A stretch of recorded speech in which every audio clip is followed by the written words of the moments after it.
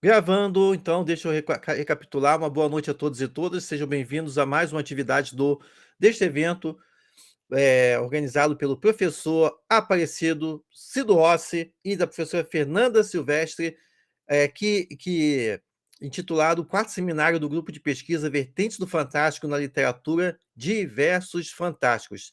Neste caso aqui, estamos no simpósio de número 7, simpósio coordenado por mim, de título "Faces do Medo, Expressões do Horror Gótico e Witch na Literatura". O formato dos simpósios aqui do evento são de simpósios curtos, de forma até mesmo para que você possa aproveitar todas as atividades daqui da programação. Por isso mesmo que os simpósios têm, no máximo, 5 ou 6 participantes, de forma que todos possam falar, tenha tempo para o eventual debate das pessoas que estão assistindo ou entre os participantes, e também que vocês possam, às 20 horas, estar na programação das mesas redondas. As mesas estão sendo transmitidas no canal do evento no YouTube. Ontem aconteceu a mesa em que eu coordenei junto com o professor e pesquisador Inés Tavares, é professora e pesquisadora, e escritora também, né? Os dois são escritores. A Nikele Viter, e hoje também vai ter outra às 20 horas. Então, nesse sentido, obrigado a vocês pela presença aqui. E a programação, nós vamos seguir aqui a sequência alfabética, né, das 5 apresentações, tá? E depois haverá o tempo para as perguntas. Peço encarecidamente que quem estiver assistindo e também aos membros participantes do simpósio que mantenha o microfone desligado, ok? Quando vocês não estiverem falando, tá bom? Agradeço desde já ao professor Cido pela monitoria aqui da sessão. Então, sem mais delongas, meu povo, vamos nessa.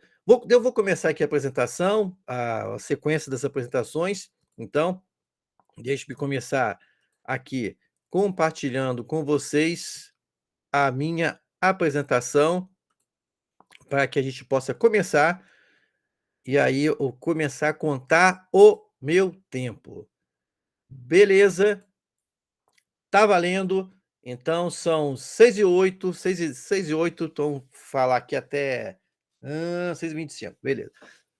Então, gente, meninos e meninas, o que eu vou tratar aqui hoje? Para poder compor esse simpósio, eu vou tratar do tema do gótico imperial, tá? Especificamente, eu vou tratar como que o horror participa na constituição do gótico imperial, no caso aqui, no conto do Rudyard Kipling, no final do século XIX, contra o Rickshaw Fantasma. Nesse sentido aqui, é mostrar justamente que o horror no conto, o Rickshaw Fantasma, é feito, é arquitetado, é estruturado a partir de uma noção bem presente na literatura vitoriana, que é a noção da decadência, da degeneração, tá? Então, sem mais delongas, deixe-me primeiramente fazer uma breve contextualização do que eu estou tratando. Então, tomando conta o Rickshaw Fantasma, 1885, de Rudyard Kipling, para estudo, esta comunicação visa analisar como o medo da degeneração se articula em diferentes formas na constituição do horror que caracteriza o gótico imperial, tá? Primeiramente, estou falando de gótico imperial, então se faz necessário para que vocês até para entender melhor do que eu estou falando, né, porque a gente escuta sempre o termo gótico, mas nem todos aqui podem estar familiarizados com o termo gótico imperial. Lembrando, gente, que existe vídeo específico sobre esse tema lá no canal do Fantástico Cursos no YouTube, tá bom? Acho que todo mundo aqui já acompanha o canal, então se qualquer dúvida, tem lá no canal do Fantástico Cursos no YouTube um vídeo específico sobre gótico imperial, gótico colonial. Para isso, cabe fazer um breve panorama de que gótico colonial foi uma resposta às ansiedades, principalmente das últimas décadas, do meados do século XIX até o final, do Império Britânico em relação à situação das suas colônias, né? Lembremos que a gente está falando aqui, como foi mostrado no slide anterior, do poder do Império Britânico, que estendia seus tentáculos ao redor do mundo, tendo posses desde Hong Kong até o Canadá, desde a Palestina até a África, que justificava a frase o sol nunca se põe no Império Britânico, ok? Mas, obviamente, o tamanho do império também passou a ser, com o tempo, fontes de perturbação, fontes de rebeliões internas, cansados do jugo imperial, tá? Essas revoltas foram acontecendo principalmente a partir de meados do século XVIII ainda. Citar aqui, por exemplo, a revolta da Jamaica. A Jamaica era uma das colônias inglesas.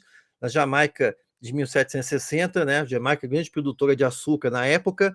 Eu vou voltar nessa questão aqui, tá? Uma revolta. Depois a gente pode citar também uma revolta que não foi de uma colônia, não foi de uma colônia inglesa, mas sim de uma colônia francesa nas Américas, que foi o Haiti, né? Essa impactou de forma decisiva, mesmo porque pela violência com que os escravos se revoltaram e aniquilaram, e a palavra é essa, a dominação branca no Haiti, fazendo com que o país se tornasse independente, tá? Então foi outra revolta que também alertou o Império Britânico sobre os riscos dos riscos crescentes das suas colônias extramares. Já no contexto, de novo, do Império Britânico, outra revolta que impactou muito as ruas, o debate nas ruas inglesas, foi no Afeganistão. Diferentes, na verdade, diferentes revoltas, 6 revoltas no Afeganistão, mas destacar principalmente a de 1839 e a de 1919, quando todas as vezes que aconteciam essas questões, acontecia um debate sobre o quanto o Império estava sendo, vamos dizer assim, ameaçado, de ameaças externas. Isso é decisivo na criação de toda uma ansiedade que vai constituir o gótico imperial. No caso, além também, o próprio Rickshaw Fantasma se insere nesse quadro, na Índia, que foi uma das primeiras posses extras-mares do Império Britânico, né, desde a época da Elizabeth I, né, e a Índia, quando chegou, principalmente da segunda metade do século XIX, na era vitoriana, essas revoltas se intensificaram cada vez mais, tá? E, por fim, citar na África do Sul, em 1879, a outra revolta que os ingleses tiveram que lidar. Então, gente, o que a gente está tratando aqui é principalmente o seguinte: eu mostrei aqui revoltas em todos os continentes, atravessando em que a Inglaterra tinha suas posses, tá? Isso vai impactar de forma decisiva a literatura do período. Cabe salientar que essas revoltas extramares, revoltas das colônias britânicas, elas se alinham principalmente no momento que o próprio gótico está surgindo, tá? Lembremos também que grandes escritores góticos, eles têm vinculações diretas com essas economias que movimentavam essas colônias. Então, por exemplo, William Beckford, autor de Vathek, era herdeiro da fortuna de 3 gerações de plantadores de açúcar na Jamaica. Além disso, como político, ele era um defensor dos interesses de donos de escravos nas Índias Ocidentais no parlamento. Da mesma forma, o Sr. Matthew Lewis, autor de O Monge, também era herdeiro de várias plantações nas Índias Ocidentais dependentes de trabalho de escravos. Isso é uma coisa que eu quero me deter um pouco mais de tempo, me aprofundar em pesquisas sobre qual foi de fato o impacto dessas revoltas, dessas tensões coloniais, essas tensões coloniais na constituição da própria ascensão do gótico, tá? Já em 1764, com o Castelo de Otranto. Beleza, para situar, quando a gente fala de gótico colonial, gótico imperial, alguns nomes críticos têm que ser mencionados, como o da Alexandra Warwick, onde ela define que o gótico colonial ele se subdivide, vamos dizer assim, em 2 vertentes, em que, basicamente, o que a gente tem é uma vertente do gótico colonial que toma a Bretanha como seu espaço, e a outra que trata da experiência do colonizador no estrangeiro. O primeiro tipo, frequentemente, representa o medo da incursão do outro, do estrangeiro, na Bretanha, ou com uma forma disruptiva, ou com uma força invasora.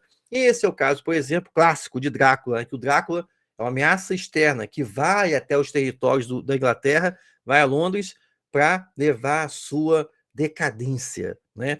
a sua degeneração em solo inglês, tá? A experiência da alteridade é central para o gótico colonial, e o segundo tipo é frequentemente manifestado em tentativas para controlar ou domesticar os povos nativos.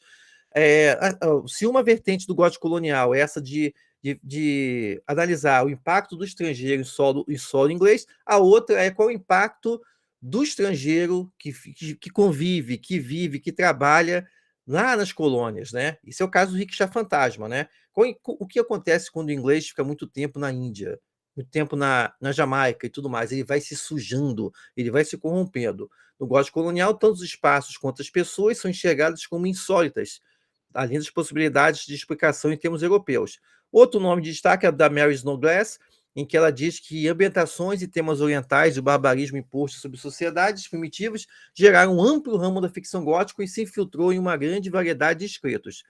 Obras góticas inglesas como A Pedra da Lua, O Rickshaw Fantasma, do Kipling, e as histórias de Sherlock Holmes carregam a ameaça de pesadelos, maldições e vinganças, armas bizarras e venenos exóticos, né? Isso marca o gótico colonial.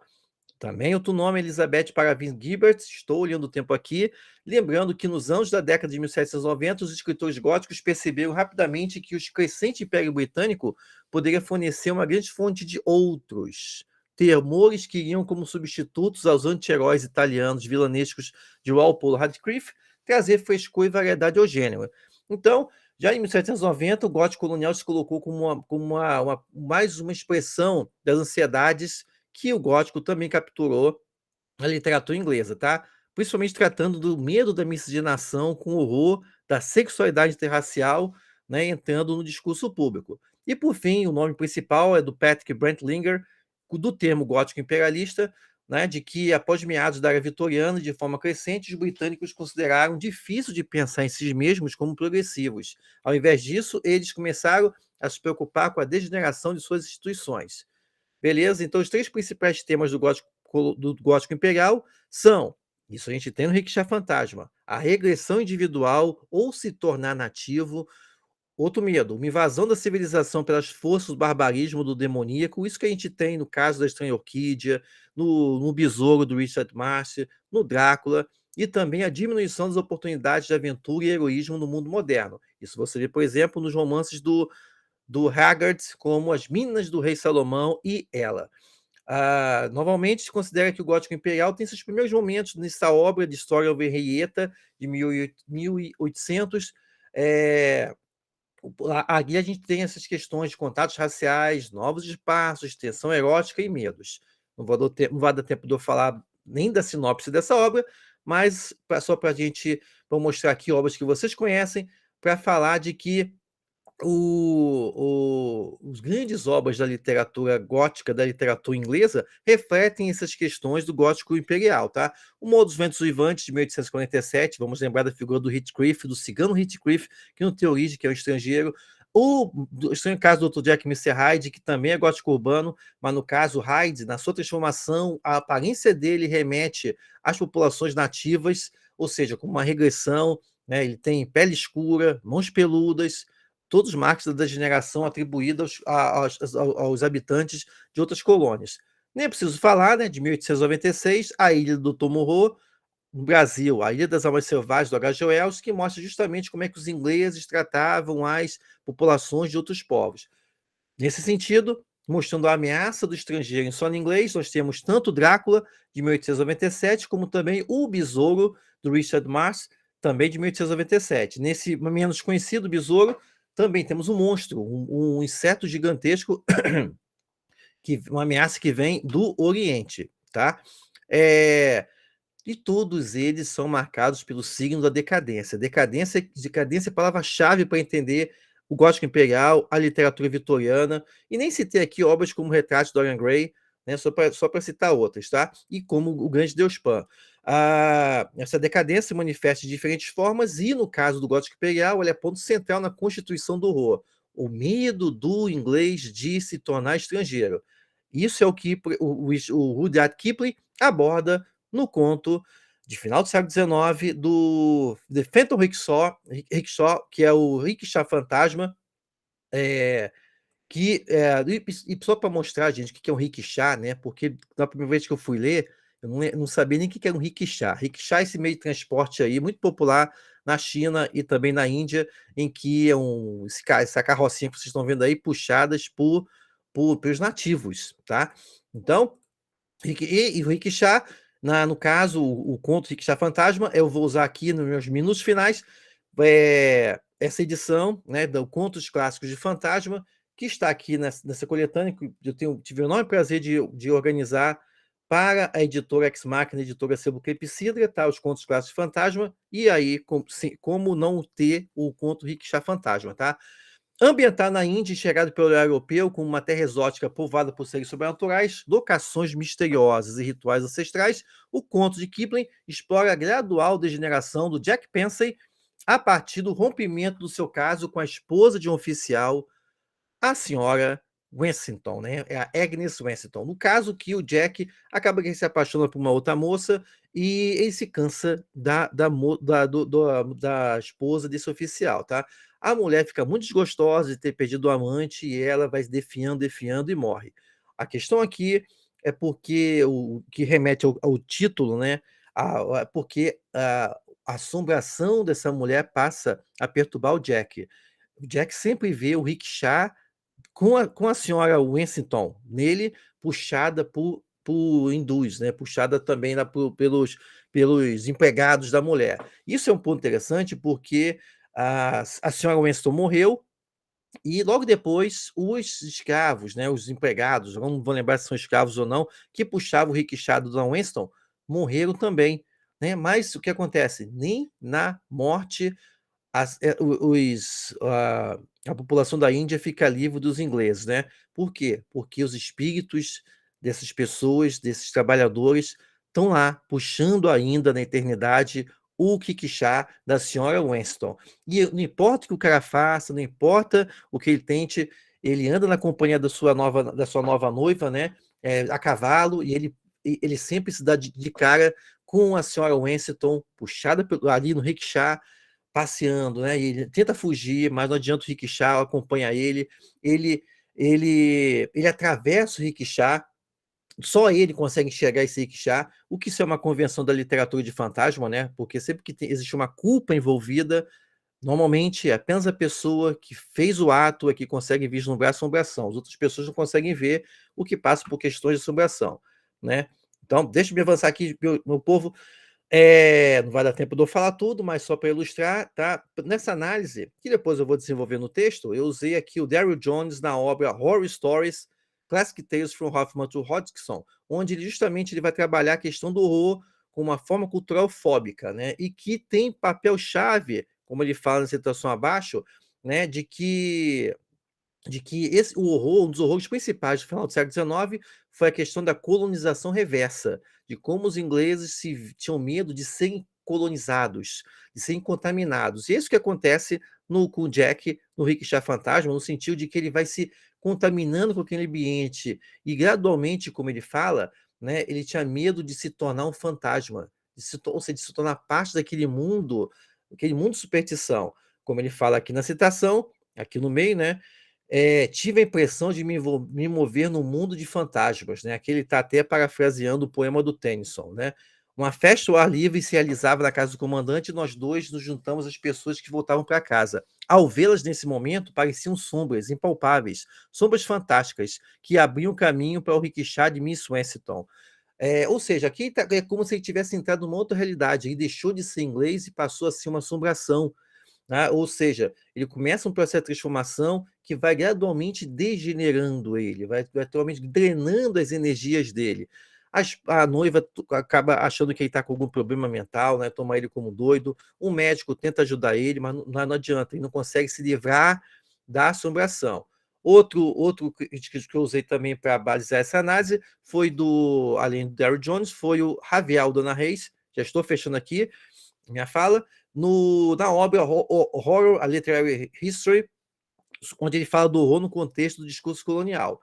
Como ele fala, para o exemplo mais antigo, os pesadelos coloniais orientalistas de marcos do horror fim de século, tais como Contos de Rudyard Kipling, A Marca da Besta ou O Besouro, podem ser lidos como negociações ficcionais das preocupações prevalentes a respeito da degeneração e da queda do Império Britânico. Então, no texto, isso vai ficar melhor explanado, tá? Mas sim, a decadência se coloca como elemento constituinte do horror no gótico colonial, tá? Se fechando aqui minha fala, a presença do rickshaw enchia-me alternadamente de horror, medo, um tipo obscuro de prazer e absoluto desespero. não ousava sair de Simla. Simla é a cidade onde eles estão. E sabia que a estadia naquele lugar estava acabando comigo. Além do mais, sabia que meu destino era morrer, aos poucos a cada dia. Ou seja, Jack se torna um fantasma, se torna um nativo, ou seja, ele é contaminado, a identidade inglesa dele é rompida, ele passa a se enxergar, né, como pertencente àquele meio, o que é demais para a sua identidade europeia, né? E ele acaba falecendo, tá? Aí são as breves referências, tá? Algumas que eu usei aqui, pessoal, e já está todo mundo aqui já conhece o Fantástico Curso, mas fica a dica para acompanhar lá os vídeos do Fantástico Cursos, né? Tem lá de gótico colonial, gótico imperial e tudo mais. E muito obrigado a vocês, tá? Pela paciência e pela presença. Show? E eu estou vendo aqui que tem uma pergunta do Pedro. Pedro, eu vou deixar as perguntas aqui para o final, tá bom? Obrigado pela pergunta, Pedro, tá? Para dar tempo de todo mundo apresentar, vai dar bastante tempo para a gente falar. Na sequência, passo a palavra aqui, seguindo a ordem, para a Amanda Teodoro, né, que vai apresentar a sua comunicação de título Transgressões nas Teias do Horror, Júlia Lopes de Almeida e a tradição gótica feminina na ficção brasileira. Obrigado, Amanda, pela presença. A palavra é sua. 15 Muito minutos, tá obrigada. bom? Deixa eu compartilhar aqui minha apresentação.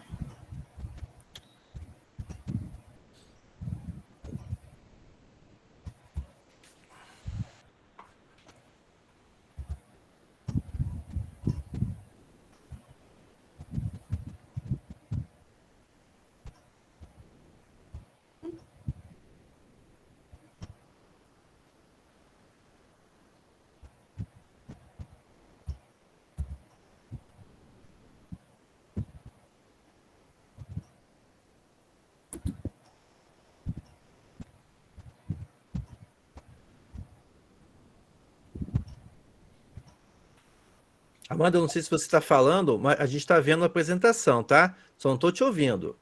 Tá bem. Ai, só um minuto.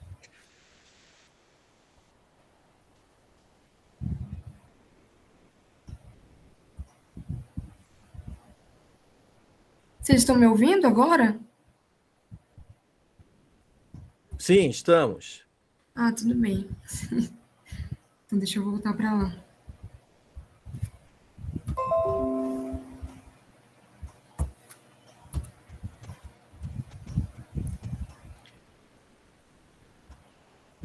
Eu acho, Amanda, que se você clicar no xizinho ali na direita, ali na parte, a apresentação fica um pouquinho maior.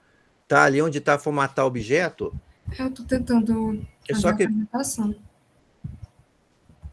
Mas se não der, não tem problema não, tá? Dá para ver aí, dá para a gente enxergar. Pois eu apertei F5 e aí ela vai e volta. Não tem problema não. É só você ir lembrando de passar os slides à medida que você vai falando, tá? Tudo bem.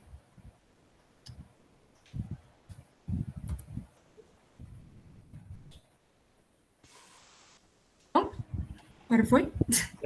Agora sumiu. Ah, pronto. Ok. Então, gente, boa noite. Meu nome é Amanda da Silva Teodoro.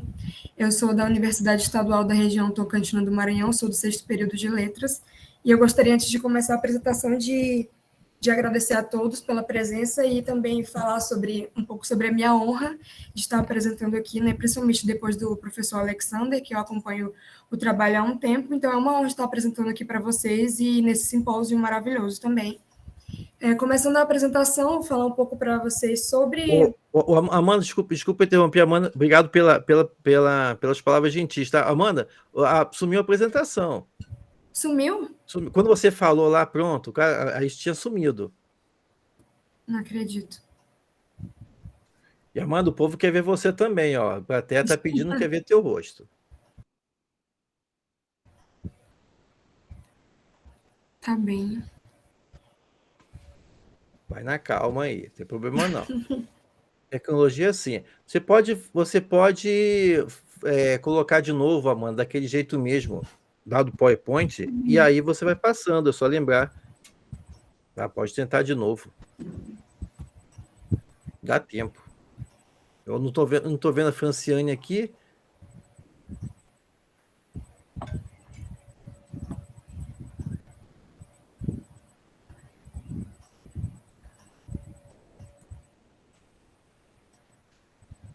Não sei por que parou de apresentar.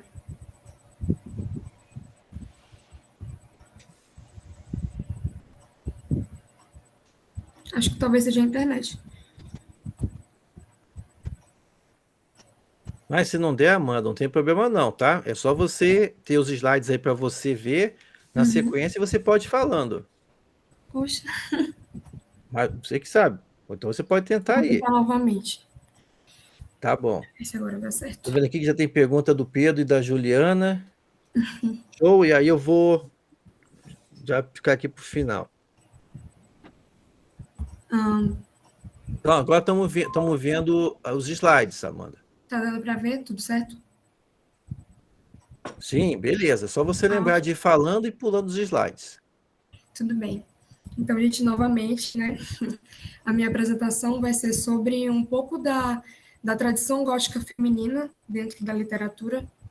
Né? Então, vou apresentar alguns traços dessa tradição gótica feminina e de como ela é transgressora dentro da obra da Júlia Lopes de Almeida. Então, antes de falar sobre essa literatura gótica feminina, é importante falar um pouco sobre as características da gênese da literatura gótica, né?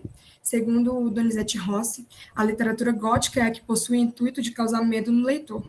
São histórias de terror e horror ambientadas em lugares lúgubres e aterrorizantes, geralmente em castelos assustadores e antigos, lugares abandonados e cemitérios mal assombrados. Mas por que isso é importante ao se falar de uma literatura gótica feminina? Porque existem algumas outras características que a literatura gótica feminina possui que estão além do medo causado por essa ambientação lúgubre e de castelos mal assombrados. Então, existem outras características que essa literatura escrita por mulheres vai ter que vão para além disso, porque o fator do horror dentro dessa literatura vai estar ligado a outros tipos de horrores que vão ser trabalhados um pouco mais na frente aqui na apresentação, né? Os textos góticos frequentemente transmitem a ansiedade e a raiva das mulheres sobre seu próprio destino. A contínua polarização das mulheres através de antíteses como a virgem e a prostituta cria um sentimento de revolta com as expectativas tradicionais, sentimentos estes que constroem uma sensação de desvantagem em relação aos homens. Então, essa literatura gótica, ela surgiu em um contexto em que as mulheres não tinham voz, e é uma literatura transgressora, não só em seu enredo, né, porque a gente vai ver aqui durante a apresentação que é uma literatura que possui um enredo transgressor ao trazer o horror através de grandes vilões góticos, né, como, por exemplo, dos Mistérios de Udolpho, que eu coloquei aqui, da Anne Radcliffe, que apresenta uma personagem feminina que é constantemente perseguida por homens que não se importam com a vida dela, né, ela é aprisionada e perseguida por homens que a querem ter. E, para além dessa transgressão de elas exporem essas ansiedades femininas, né, delas não poderem ter o poder de seus próprios corpos e destinos, também é uma literatura transgressora, porque as mulheres tiveram a oportunidade de escrever, né? Elas tiveram a oportunidade de compartilhar com o mundo as suas histórias através destes enredos.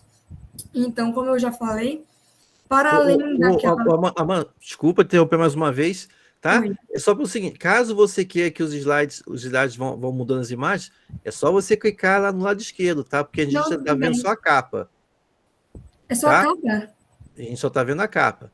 Mas não Sério? tem problema não. Se você quiser, é só você clicar no slide, na lateral mesmo, do jeito que ele está, que aí ele muda, tá? É só você ir lembrando. Eu tô passando aqui, mas eu tô aparecendo para mim, aparentemente. Pois é, aqui não está passando não, tá? Ah, sim, agora está passando. Agora está isso, agora mesmo. Então eu vou só deixar pequenininho mesmo, porque eu não tô conseguindo passar Não, sem problema. Tá dando para ler? Tá dando para ler. É só você mesmo ir falando, à medida que você vai falando, você lembrar de pular os slides, tá bom? Também, então. Desculpa te interromper. Tudo bem. Obrigada. Então, esse era o primeiro slide, né? Mas eu já li para vocês a citação, coloquei aqui a imagem da capa de Castelo de Otranto, do Horace Walpole, né? E agora, continuando sobre o gótico feminino, que, como eu estava falando, ele possui características góticas em relação a uma ambientação lúgubre e de grandes terrores e de grandes castelos amaldiçoados e de sobrenatural, mas o horror, ele é principalmente de maneira precípua, focado em horrores cotidianos das mulheres, em que elas sentiam, e no caso os grandes vilões dessas histórias vão ser homens, homens que estão representando seus maridos, seus pais, seus parentes, homens que estão mesmo no cotidiano de todas essas mulheres, e por isso, no próximo slide, eu coloquei aqui o medo do conhecido, que é fazendo uma referência a uma citação que vocês provavelmente conhecem, né, que é sobre o medo do desconhecido, né, que o maior e mais antigo dos medos é o medo do desconhecido, do Lovecraft, e eu coloco aqui o medo do conhecido não porque essa literatura ela não vai tratar de assuntos sobrenaturais, dessas ambientações, mas porque, como eu já disse, o foco principal vai ser o medo de coisas cotidianas que as mulheres sofriam. Então, o horror dentro daquela narrativa vai ser apresentado através dessas relações de violência entre as personagens femininas e entre os vilões góticos, né? O gótico surge para falar sobre inquietações que dizem respeito ao fim da humanidade. Nas produções contemporâneas, os horrores surgem como violências urbanas, domésticas, colapsos ambientais, conspirações secretas, dentre outras ansiedades presentes no nosso cotidiano, onde o terror e o horror surgem a partir de situações diárias. Coloquei essa situação porque, para a gente saber que conforme a literatura gótica ela vai evoluindo, né, algumas outras situações um pouco menos fantásticas, embora ainda fantásticas, porque na literatura gótica precisa ter essa ambientação fantástica, ela vai trazer outras características que são de uma literatura gótica, como, por exemplo, esse vilão, e que são características góticas por estarem ligadas a essas escrituras, a esses livros femininos, né, de escrita feminina, que vão tratar desses vilões e dessas figuras que vão tratar a mulher de maneira violenta, e vai estar aí o horror. Aqui, o gótico em Júlia Lopes de Almeida. A narrativa gótica exprime também uma crise moral, com momentos de depressão, existencialismo, idealização da morte, erotismo, confissão e fantasia. Por que eu coloquei isso? Porque antes da gente falar sobre a transgressão desse gótico especificamente feminino, né, a gente vai ver que nos contos da Júlia Lopes de Almeida, em sua coletânea Ânsia Eterna, ela vai ter algumas outras características góticas. Então, eu coloquei aí uma imagem desse quadrinho, que é o quadrinho de Noite na Taverna, do Álvares de Azevedo, para falar um pouco sobre essa questão aqui, na citação, que é a idealização da morte. A idealização da morte ela é muito presente na literatura gótica, né, e é muito presente nessa obra, que é Noite na Taverna, de Álvares de Azevedo, que é um grande clássico da literatura gótica brasileira, né? E a Júlia Lopes de Almeida também vai apresentar isso nas obras dela. E eu coloquei aqui um exemplo muito rápido de um conto que é Incógnita, da Júlia Lopes de Almeida, que vai apresentar essa característica gótica, né? Coloquei aqui 2 trechos. Todo esse dia foi para ele de sofrimento, numa obsessão doentia. Cismava continuamente nessa morte desconhecida, por quem talvez tivesse passado aqui, talvez tivesse podido socorrer ou aconselhar. Porque se obstinava a pensar nela. Que estranho poder era esse, prendendo-o de tal forma a uma desconhecida? Vira-a pela primeira vez já morta, já putrefata e asquerosa. Acabou-se. A vida é bem pouca coisa para que a gente se ocupe tanto dela. No caso, esse é um conto que fala sobre um homem que fica obcecado por um cadáver de uma mulher que, obviamente, tinha tido muitos sofrimentos, porque quando, durante o conto, Júlia Lopes de Almeida vai descrever a aparência da mulher, e eles vão falar sobre como ela era tão bonita e sobre como ela fica depois de morta, né? E então aí a gente já vê uma das características góticas, que é o grande sofrimento em relação à morte, e também uma grande apreciação da morte que esse personagem faz em relação a essa mulher. Mas eu coloquei isso aqui mesmo só para falar um pouco sobre as características góticas na Júlia Lopes de Almeida, né, que vão ser pouco trabalhadas dentro do artigo, porque o principal mesmo é, como eu coloquei aqui como título desse slide, a transgressão gótica em Júlia Lopes de Almeida, que é trabalhar outras características góticas que são essas do gótico feminino. Eu coloquei aqui uma citação para falar um pouco sobre transgressão, né? Compreendemos a transgressão na literatura como a transposição de barreiras e limites sociais em um movimento ou ação isolada que contornam ou superam padrões e imposições de instituições de poder, seja com tema, linguagem ou qualquer outro recurso que o autor escolha empregar. Fala um pouco sobre a transgressão na literatura, e a gente sabe que transgressão é um termo que está ligado a literaturas de pessoas marginalizadas, literaturas que retratam figuras marginalizadas, né? Literaturas de resistência.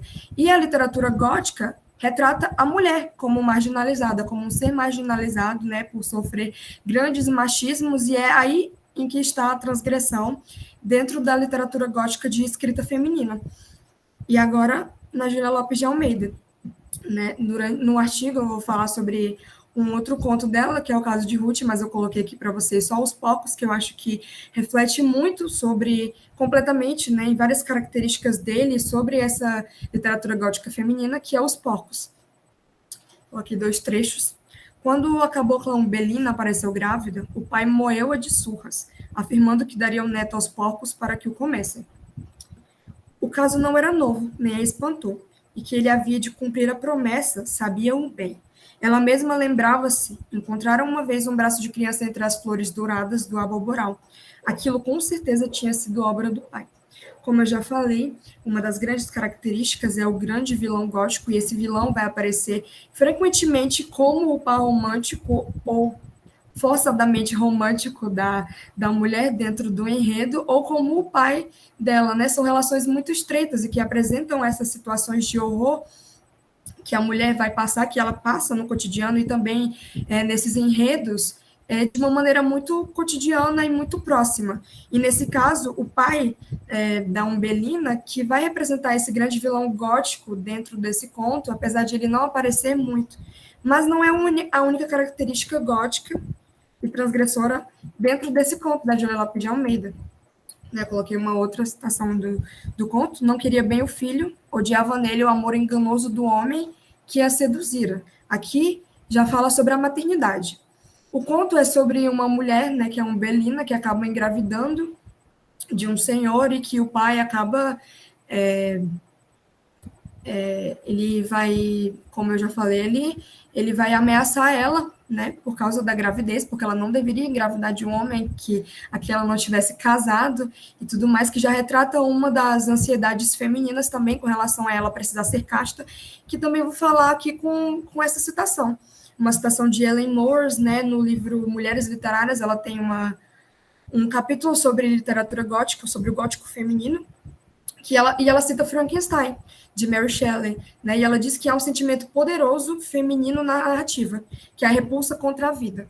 O drama da culpa e do pavor em torno do nascimento e suas consequências. O medo, a culpa, a depressão e a ansiedade são reações comuns à vida de um bebê. A gente sabe que existe a depressão pós-parto, né? Mas também existe a depressão pré-parto. E as mulheres, elas na sociedade têm uma pressão muito grande em relação a ser mãe, em relação a não poderem abortar, né? São questões que a gente trabalha aqui o tempo todo no cotidiano, mas são relações mais fortes ainda na época em que elas precisavam amar os filhos, elas precisavam ser boas mães. E toda essa pressão em cima da maternidade vai criar esse espectro de terror em relação à mulher precisar ser uma boa mãe, ela precisar da maternidade. E isso está expresso nesse conto, em que, porque ela sofreu alguns abusos, principalmente do pai, e porque o pai da criança não quer assumir, ela não quer ter a criança e sente esse sentimento de ódio que a faz, no caso, ao decorrer do conto, ela fala que vai matar a criança e deixar o corpo na frente do pai da criança. E todo esse sentimento tem a ver com essa sensação da maternidade, essa sensação de agonia e de horror em relação a precisar ser uma boa mãe. Né? E isso está muito expresso também num grande clássico da literatura gótica feminina, que é Frankenstein. Apesar de a gente não ter dentro do enredo de maneira clara, né, a questão da figura feminina, a gente sabe que é um enredo que trata aí de uma relação entre pai e filho, né? E que se a gente for estudar um pouco sobre a Mary Shelley, a gente sabe que ela sofreu vários abortos, a gente sabe que ela tinha uma relação ruim com o marido, em que ele apresentou ela para o mundo e depois a abandonou. E então, essa literatura gótica feminina nem sempre expressa dentro do enredo, mas expressa dentro do enredo aqui no conto da Júlia Lopes de Almeida, vai sempre apresentar esses horrores cotidianos das mulheres que elas vão expressar nesse enredo. E é por isso que, ao ler, né, todas as mulheres e até mesmo outras pessoas, como eu vou mostrar aqui no próximo slide, né, que o único horror desse conto não é apenas o horror da paternidade, da maternidade e das relações próximas que ela tem, mas que são os horrores principais que fazem com que você, quando você leia, você sinta um pouco dos horrores que as mulheres sentem, né, principalmente com relação à maternidade, à paternidade e a ser obrigado a se relacionar com pessoas que te fazem mal, que cometem violências contra você. E aí, no caso aqui, esses trechos são os últimos do conto, que mostra um pouco mais sobre o gótico nesse conto, né, que faz com que qualquer pessoa, não precisando se identificar com as mulheres, possa sentir um pouco do horror e do gótico dentro desse conto, né. Umbelina se sentiu a grunhir. Viu confusadamente os movimentos repetidos do seu focinho trombudo, gelatinoso que se arregaçava, mostrando a dentuça amarelada e forte. Um sopro frio correu por todo o corpo da cabocla, e ela estremeceu ouvindo um gemido doloroso, dolorosíssimo, que se cravou no seu coração aflito. Era do filho. No caso, no conto, o pai, né, como eu já havia dito, ele ameaça de jogar o filho para os corpos. E aqui no final, isso se concretiza, mesmo que não através do pai. Entretanto, antes de morrer, ainda viu, vaga, indistintamente, o vulto negro e roliço da porca, que se afastava com um montão de carne pendurado nos dentes, destacando-se isolada e medonha naquela imensa vastidão cor-de-rosa. Mas o que isso aqui tem a ver com a transgressão feminina?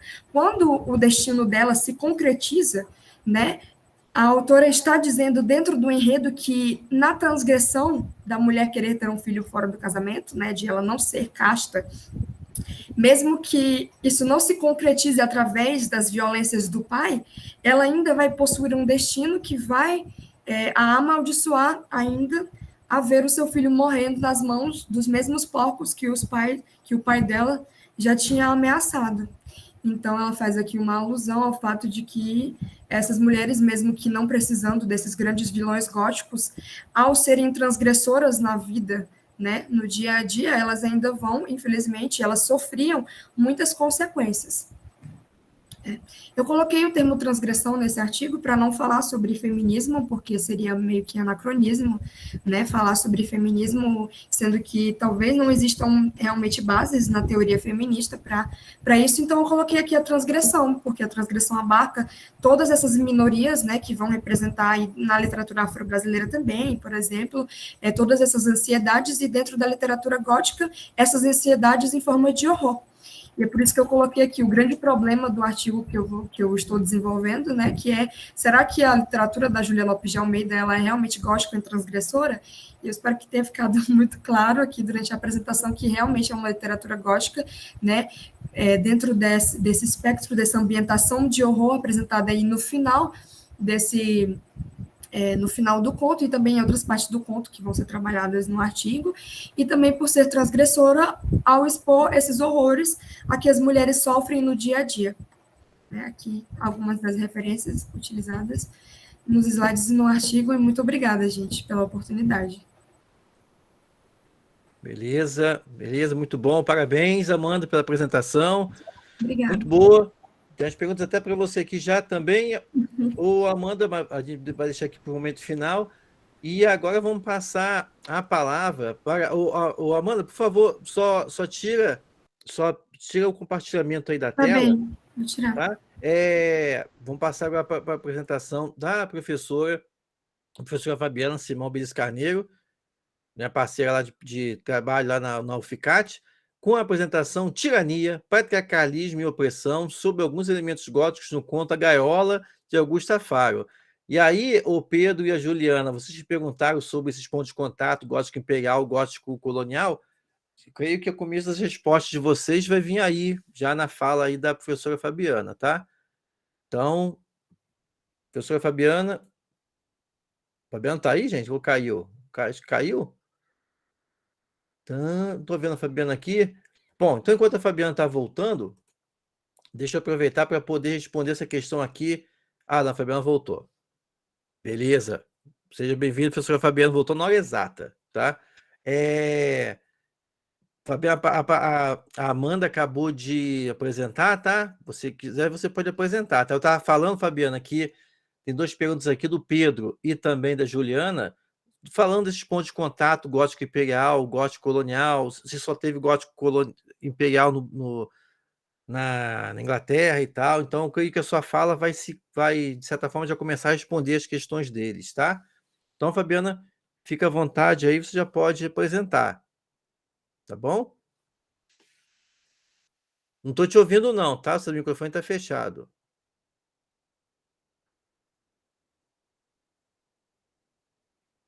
Está fechado, a gente não tá ouvindo.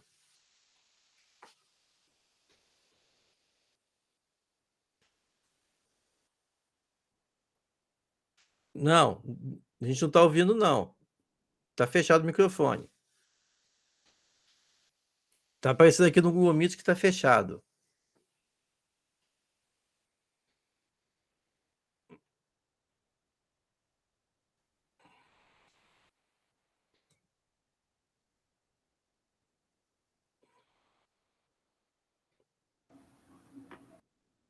Tá? Estou ouvindo, ainda está fechado ainda.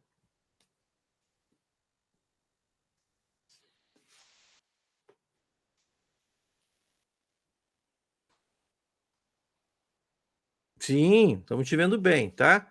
A gente só não está te ouvindo. O ícone do microfone do Meet está aparecendo como fechado.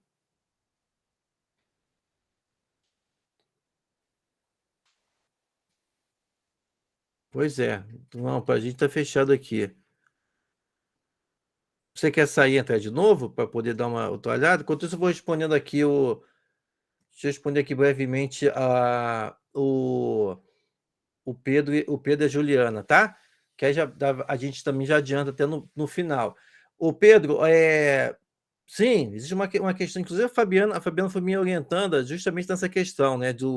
Ela está dando continuidade, é muita coisa para pesquisar, né? Então a Fabiana está dando continuidade dessas pesquisas, né? Ela se aprofundou no doutorado dela sobre o que ela chamou de gótico sertanista, que é como é a manifestação em território brasileiro das questões do gótico imperial que eu comentei com vocês aqui. Porque sim. Opa, fala aí, Fabiana, acho que agora dá para ouvir. Ok, me ouvem? Isso, sim, estamos ouvindo bem. Tá muito ruim para mim. Eu não vejo as imagens de vocês, tá? Então eu vou falando e aí se eu voltar, se a minha imagem voltar, Tá. é Fabiana, probleminha de internet, Alex. Peço perdão a todos aqui, tá? tá. Se você quiser também, para manter um pouco de estabilidade, você pode fechar a câmera, que a câmera aí fica mais estável, tá? Não, mas parece que agora tá tudo ok. Tá bom. Você vai compartilhar a tela, alguma Não, coisa? não, não. Então, beleza, você que sabe aí, tá? Então a palavra está com você, tá? São 6h54. Tá, obrigada.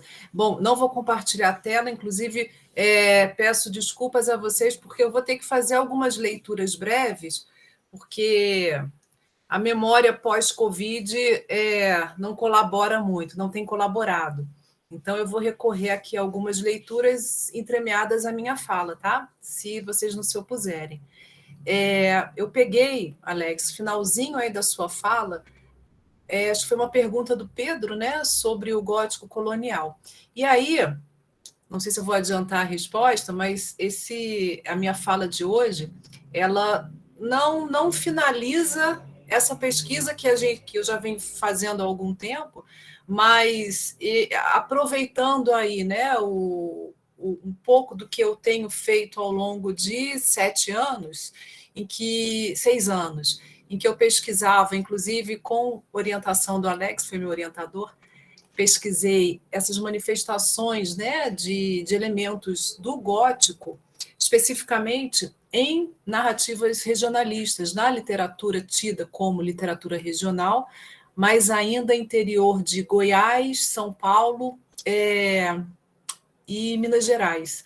Como que essas narrativas elas traziam um pouco desses elementos, como o medo, como o horror, elementos muito próprios das tradicionais narrativas góticas, tidas como, né, dentro do que se convencionou como gótico imperial, e como que o gótico imperial ele foi relido nessas narrativas tidas como regionalistas. E a gente, inclusive, eu usei muito o gótico colonial para poder elencar esses elementos e chegar, né, não a uma conclusão, mas chegar a essas considerações de que, assim como nas narrativas tradicionais, em que o medo ele é muito atrelado à alteridade, ao outro que não faz parte de um determinado status quo, como que isso foi relido nessas narrativas. E aí eu, inclusive, tracei aí um período, 1800, até chegar a Bernardo Ellis, eu parti das narrativas dos contos, principalmente contos, alguns romances, de Hugo de Carvalho Ramos, até chegar a Bernardo Ellis. Então, foi aí um período de quase que 100 anos, para poder atestar, ao final, que sim, essas narrativas elas conversam, essas narrativas tidas dentro dessa classificação do gótico colonial, elas conversam com essas convenções, né, das narrativas tradicionais. E aí, esse trabalho de hoje, ele não encerra a minha pesquisa, mas eu inicio agora, talvez nesses próximos 5 anos, eu especificamente, dentro dessas narrativas, né, tidas como regionalistas, e eu uso as aspas, como que certas autoras, especificamente, narrativas escritas, produzidas, histórias produzidas por autoras, e como que elas trazem uma questão muito, um item muito importante para o gótico, que é autoritarismo, a opressão, o patriarcalismo. Então, o trabalho de hoje, eu analiso, né, faço essas considerações em um conto de Augusta Faro, chamado A Gaiola, e pretendo, daqui para frente, fazer esse movimento, né, ainda partindo de narrativas tradicionais, góticas tradicionais, como que elas podem ser relidas nas narrativas também regionalistas, porém especificamente autoras, Cora Coralina, que tem uma produção voltada, né, com elementos góticos que a gente não conhece, a gente desconhece, Augusta Faro e outras que a gente vai aí ao longo desses 5 anos.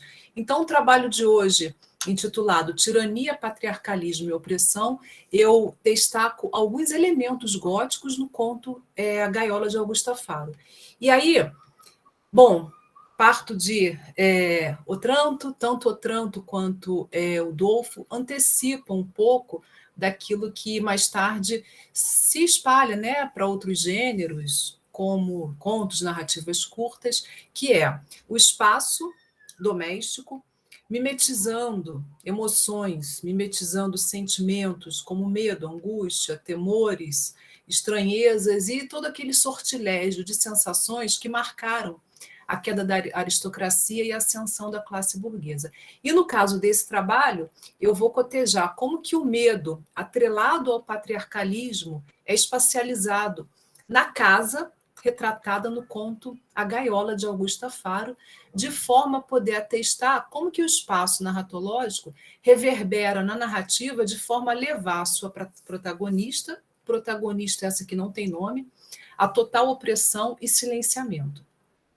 E aí, partindo mais especificamente, não só do quarto, mas da casa, né? E a gente lembrando da casa, do quarto, aquele local do aconchego, do descanso, das nossas doces reminiscências, o quarto ele costuma nos acolher e nos proteger.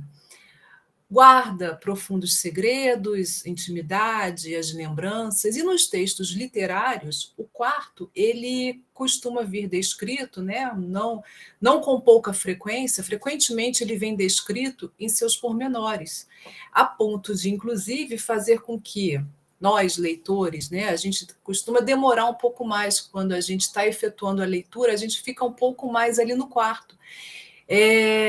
Inclusive nos leva, né? A gente às vezes até suspende a nossa leitura e a gente consegue, nós nos voltamos às nossas lembranças. E aqui eu cito Bachelard, afinal, os valores da intimidade são tão absorventes que o leitor não lê mais o seu quarto, o leitor revê seu quarto.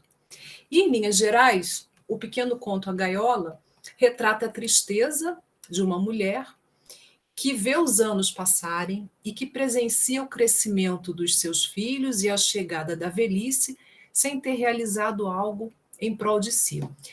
Todos os seus questionamentos, todas as suas inquietações são descritas dentro do seu quarto, mais especificamente em frente a um espelho, né? Aquele espelho que fica ali em frente a um banquinho. E essa protagonista, ela se doa para a família, para o marido. Inclusive, ela não fala o meu marido, ela fala o homem de botas. E essas figuras de linguagem, né, muito bem selecionadas, elas tocam em um aspecto social muito próprio dessas mulheres que viviam nas zonas rurais interioranas. Elas se casavam muito jovens e entregavam ao esposo, filhos, a sua juventude e vontade próprias, como a gente... Inclusive, eu cito também um pequeno trecho, aspas, do conto A Gaiola. Porque minhas tranças estavam macias e lustrosas, a pele de meu rosto sabia a fruta veludosa, fresca e furta cor, deitei-me naquele dia sob a telha de vidro da gaiola, na longa rede cheirosa de sabão preto em casa, sabão preto feito em casa mesmo.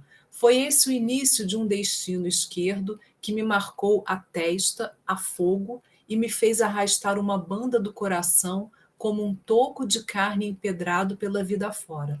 Daí mais um pouco fui embranquecendo os fios do cabelo da fronte e meus olhos acharam por bem esburacarem-se, parecendo, por fim, a 2 lagos meio verdes, meio azuis, esfumaçados pela neblina que saía da chaminé daquela casa, onde, à beira do fogão, encostei meu umbigo, temperando a sopa dos meninos.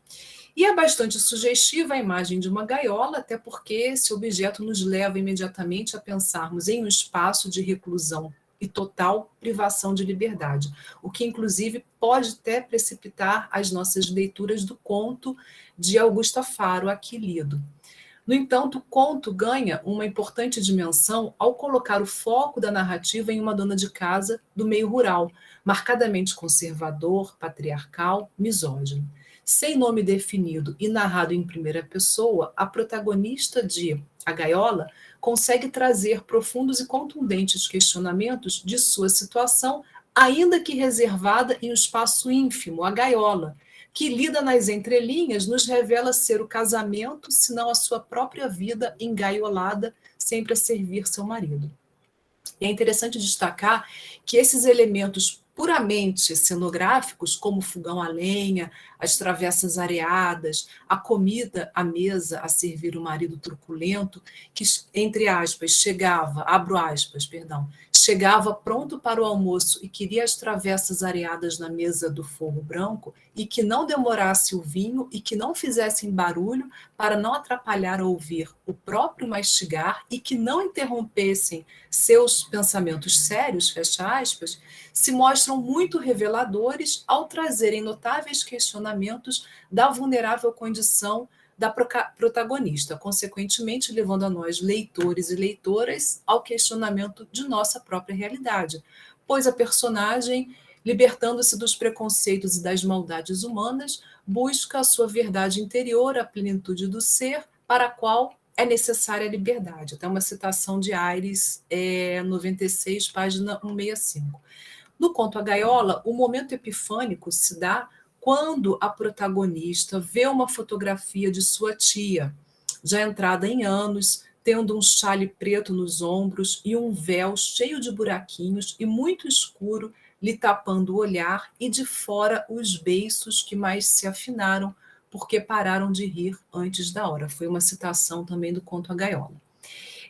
A protagonista, então, pergunta a si própria se também não estaria ela a repetir o mesmo futuro da tia e das mulheres de sua família, ao ponderar que, aspas, nem sabia mais se seria eu aquela de tranças macias, com enormes riscos de fio de ouro, ou se era aquela da parede, suspensa na fotografia oval, fecha aspas. Não há no conto marcação cronológica definida, embora os indícios nos levem a crer que se trata de uma sociedade patriarcal. Herança também de nosso passado colonial, a estrutura patriarcal brasileira ainda se nota passados, né, mais de vários séculos, carregando as peias do passado escravocrata, em que o poderio do senhor de engenho estendia-se à família, e em especial à esposa e filhas. Isso se revela nos índices, e aí trazendo um pouco, né, para hoje, para os dias de hoje, a gente vê essa organicidade muito revelada nos índices de violência doméstica, violência psicológica, que infelizmente ainda persistem em pleno século XXI, sem contar as instâncias em que certas vantagens acentuam-se mais para homens que mulheres. A valorização da voz masculina na política, por exemplo, na economia, a posição de serventia, às vezes, das mulheres nessas instâncias, dentre outras situações ainda notadas em nossas sociedades. No conto A Gaiola, a posição do marido não se distancia muito da posição do senhor de engenho colonial, que, aspas, alisava o bigode e a traseira das ajudantes da mãe, de olhos afundados e sempre prenhe e murchada no silêncio, e mesmo que se desse corda nos relógios, eles pouco diziam. Mais uma citação de Faro, página 29. E os últimos parágrafos do conto, eles trazem um notório, né, um interessante contraponto.